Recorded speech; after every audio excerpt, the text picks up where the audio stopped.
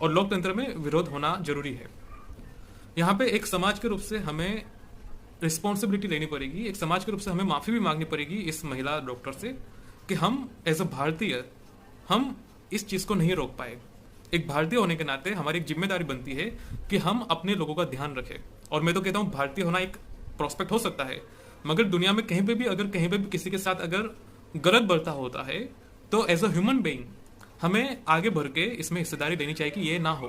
फिर चाहे बात भारत की हो, फिर चाहे बात तिब्बत की हो, नेपाल की हो, श्रीलंका की हो, किसी भी देश की बात हो, यूरोप, जर्मन वगैरह, एज अ ह्यूमन बीइंग ये हमारा कर्तव्य होना चाहिए कि हमें आगे आके किसी भी एट्रोसिटी को रोकना जरूरी है। फिर वो हमारे देश के अंदर हो रही हो या हमारे देश के बाहर हो रही हो, हमें ऐसी घटनाओं पर लगाम लगानी जरूरी है।